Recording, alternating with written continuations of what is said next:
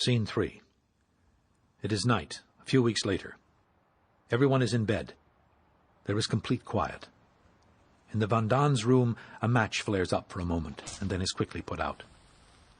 Mr. Vandan, in bare feet, dressed in underwear and trousers, is dimly seen coming stealthily down the stairs and into the main room, where Mr. and Mrs. Frank and Margot are sleeping. He goes to the food safe and again lights a match. Then he cautiously opens the safe, taking out a half loaf of bread. As he closes the safe, it creaks. He stands rigid. Mrs. Frank sits up in bed. She sees him. Otto, komm schnell! Was ist los? Was ist passiert? Stiehlt das Essen! You! Give me that! Putty, what is it? You dirty thief! Stealing food! You good for nothing! Mr. Dussel, for God's sake, help me, Peter. Let him go! Let go! You greedy, selfish... Putty, what is it? The bread! He was stealing the bread! It was you! And all the time we thought it was the rats! Mr. Van Don, how could you? I'm hungry. We are all of us hungry. I see the children getting thinner and thinner. Your own son, Peter, I've heard him moan in his sleep he's so hungry. And you come in the night and steal food that should go to them, to the children. He needs more food than the rest of us. He's used to more. He's a big man. And you! You're worse than he is. You're a mother, and yet you sacrifice your child to this man, this... Edith! Don't think I haven't seen you, always saving the choicest bits for him. I've watched you day after day, and I've held my tongue, but not any longer. Not after this. Now I want him to go. I want him to get out of here. Edith! Get out of here. What do you mean? Just that. Take your things and get out. You're speaking in anger. You cannot mean what you are saying. I mean exactly that. For 2 long years we have lived here, side by side. We have respected each other's rights. We have managed to live in peace. Are we now going to throw it all away? I know this will never happen again. Will it, Mr. Van Don? No. He steals once, he'll steal again. Edith, please. Let us be calm. We'll all go to our rooms, and afterwards we'll sit down quietly and talk this out. We'll find some way to... No more talk. I want them to leave. You'd put us out on the streets? There are other hiding places. A cellar, a closet. I know. And we have no money left even to pay for that. I'll give you money. Out of my own pocket, I'll give it gladly. Mr. Frank, you told Pooty you'd never forget what he'd done for you when you came to Amsterdam. You said you could never repay him. That you... If my husband had any obligation to you, he's paid it over and over. Edith, I've never seen you like this before. I don't know you. I should have spoken out long ago. You can't be nice to some people. There would have been plenty for all of us if you hadn't come in here. We don't need the Nazis to destroy us. We're destroying ourselves. Give this to Miep. She'll find you a place. Mother, you're not putting Peter out. Peter hasn't done anything. He'll stay, of course. When I say I must protect the children, I mean Peter, too. I'd have to go if Father goes.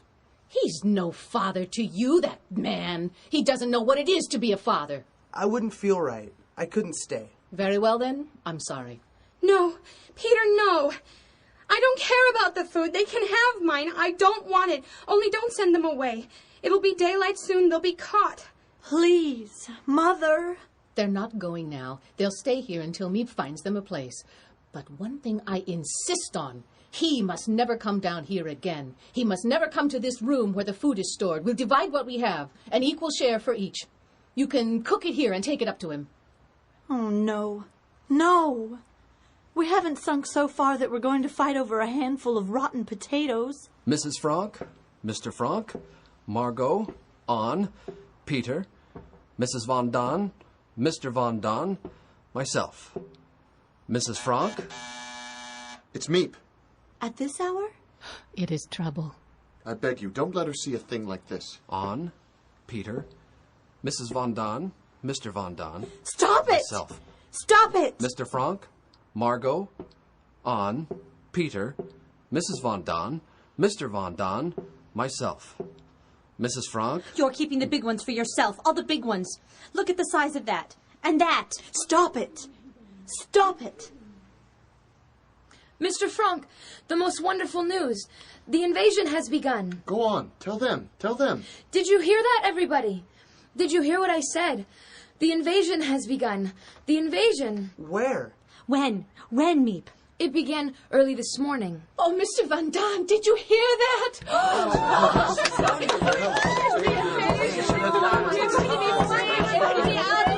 How do you know? The radio. The BBC. They said they landed on the coast of Normandy. The British? British, Americans, French, Dutch, Poles, Norwegians. All of them. More than 4,000 ships.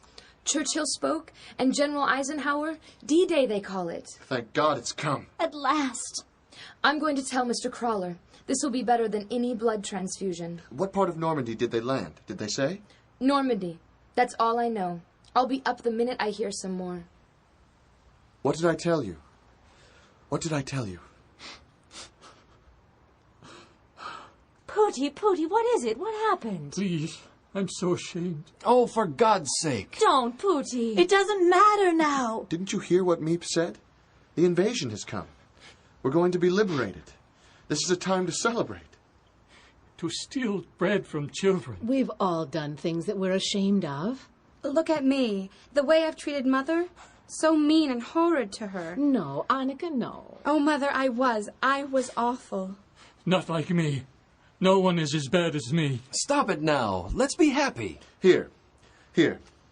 Schnapps. L'chaim. When